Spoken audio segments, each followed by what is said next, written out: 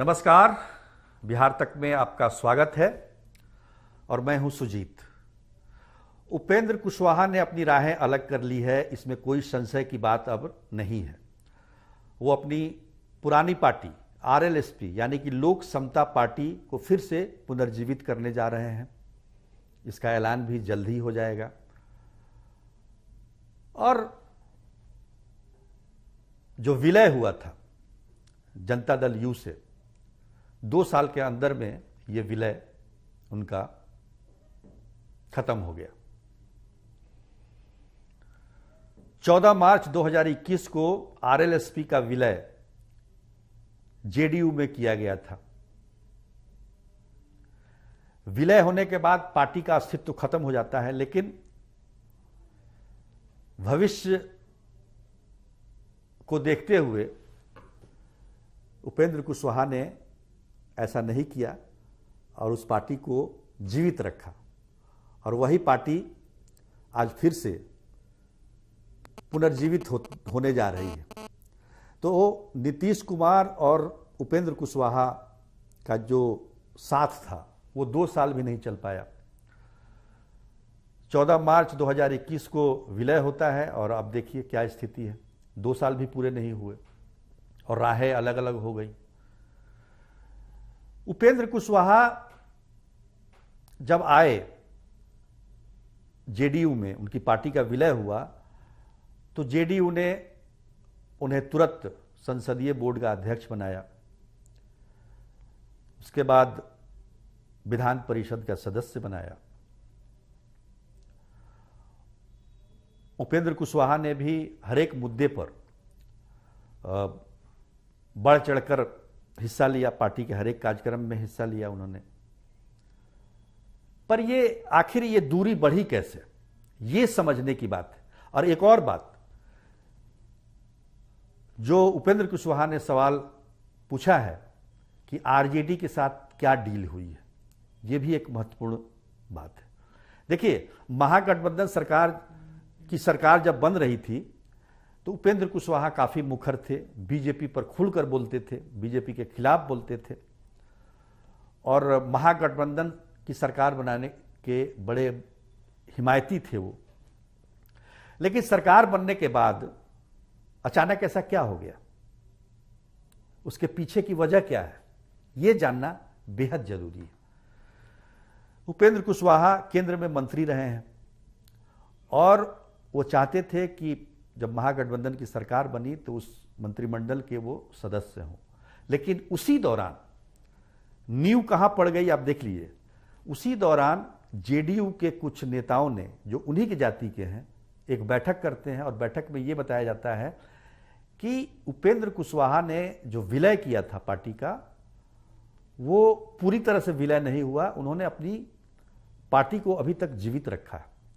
और वहीं से नीतीश कुमार और उपेंद्र कुशवाहा की दूरी बढ़नी शुरू होती है। उपेंद्र कुशवाहा मंत्रिमंडल का जब शपथ ग्रहण हो रहा था तो उस समय मौजूद नहीं थे, वो पुणे चले गए थे। और उसके बाद से वो लगातार पार्टी के बारे में मुखर होते गए। उन्होंने जो बातें कही वो गलत नहीं है। उन्होंने कहा पार्टी कमजोर हो रही है, तो वाकई कमजोर हो रही है, क्योंकि कुढ़नी का चुनाव आप हार गए सत्ता में रहते हुए। नीतीश कुमार के बारे में भी कहा कि उनको कमजोर करने की कोशिश हो रही है। अब आते हैं कि डील क्या हुई आरजेडी से, वो तो जेडीयू की तरफ से कोई जवाब नहीं आया है इसका।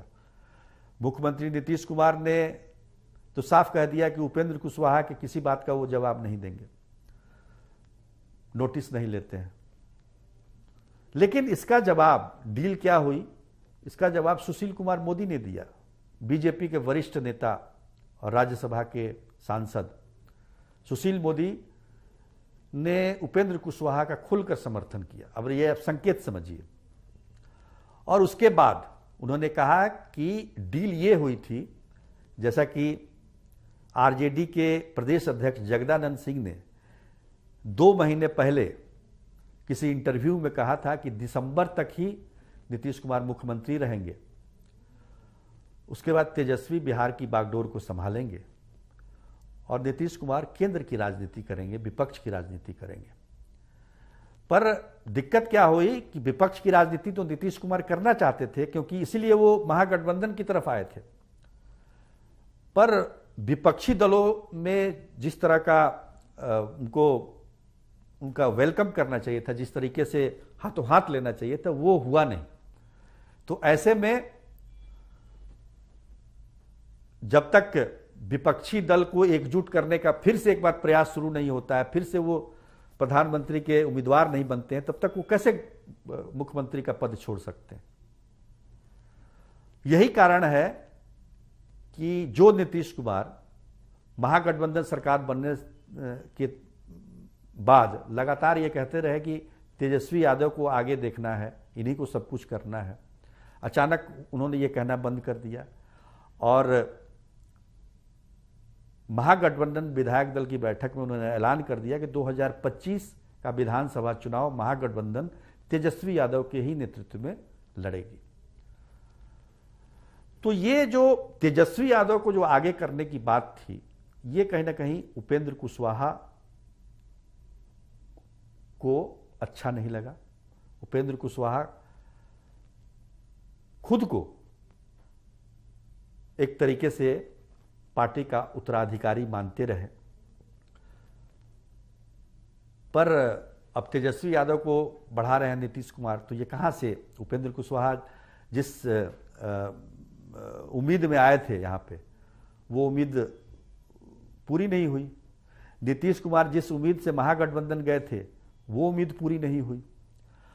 अब जो है कहानी में लगातार ट्विस्ट आ रहा है, बिहार की राजनीति की कहानी में। सुशील कुमार मोदी उपेंद्र कुशवाहा की बातों का समर्थन करते हैं, लेकिन कुछ समय पहले तक, 2-3 हफ्ते पहले तक सुशील कुमार मोदी ये कहा करते थे कि नीतीश कुमार के साथ जाने का सवाल ही नहीं उठता है बीजेपी का। वही सुशील कुमार मोदी ने आज कहा कि राजनीति या भविष्य में कौन आएगा कौन जाएगा ये कहना मुश्किल है। तो इस बयान को भी समझिए। अब कहां कहां ये चीजें चल रही हैं जेडीयू के अंदर, जेडीयू और बीजेपी के बीच, और इन सब का सीधा प्रभाव पड़ रहा है आरजेडी पर, जो कि इस आस में है कि नीतीश कुमार कब तेजस्वी यादव को गद्दी सौंपते हैं। तो ये सारा कुछ अभी चल रहा है। तस्वीर एक तो बिल्कुल साफ है कि उपेंद्र कुशवाहा की राहें अलग हो चुकी है।